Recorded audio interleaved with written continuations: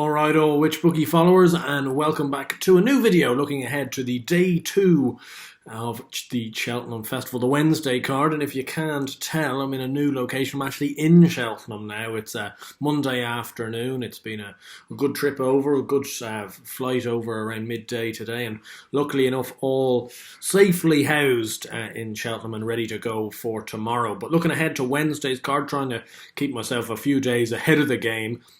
And the declarations were out this morning. Very interesting declarations. A couple of races that look to be fascinating betting heats. Maybe a couple that we'd leave alone as well. Starting off with the Ballymore, and Sir Gerhard is your 4-6 favourite. 3-stripe live, second in the betting at 6-1. I'm not going to overcomplicate things. I think Sir Gerhard's the most likely winner. I think 3-stripe life's the most likely horse to come second. Neither horse are ones I'm overly tempted to be putting up as a selection to you guys.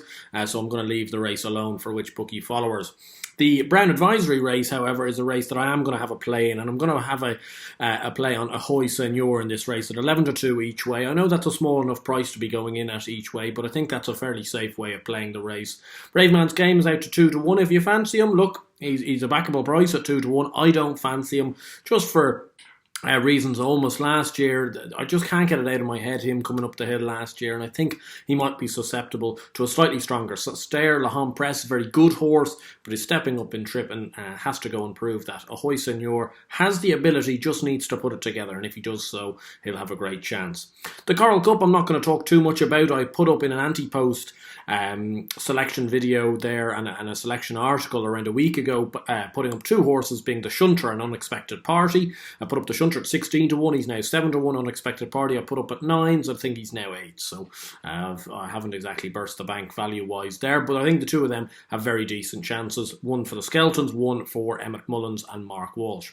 Champion Chase, fascinating race, the best race on the card, one of the best races in the whole meeting between Shishkin, Energumene and Shakam Boursois. The only advice I could give to you is leave the race alone and watch it play out. I think Shishkin will win. If Shakam Boursois was to win, though, I wouldn't be overly disappointed. I'd actually be extremely delighted, given I'm one of his biggest fans. But it's not a race I see a betting proposition in. The cross-country race is the next on the play, and I am going to have a bet in this. And whether it's sentimental, whether it's form-wise, I don't care. And I know it's a short enough price, but Tiger Road at 6-4, I think he's the most likely winner of this race. I think he's streets ahead of some of these on form. I think also Delta Work has it to prove. I know people like him for this race, but sometimes horses with their first start in the cross-country race can sometimes struggle. He's more of maybe next year's cross-country horse. I think Tiger Rowe's got a great chance at 6-4. The Grand Annual race, a tricky race, 6 places being provided by Paddy Power, who all these prices are coming from. And I like 2 in this, and they're near the top of the market. Buddy Rich at 11-2. I think he's got a smashing chance for Davy Russell and Gordon Elliott. He's a strong travelling horse. He jumps pretty well. I think he'll be banged there, and 11-2. I know it's a small enough price each way, but I like him. And the other horse I really quite fancied. I would have made him one of my stronger fancies of the week if he'd gone up to the plate. I still quite like him for this race, and it's embittered, last year's favourite. He's 15-2 for Joseph O'Brien and Brian Cooper. Brian Cooper's got a good association with this horse as well, having ridden him plenty earlier on in the summer. When he took a few graded novice races. He's been a little bit disappointing the last couple of times, but he now returns to a likeable mark here, and I think he's got a smashing chance.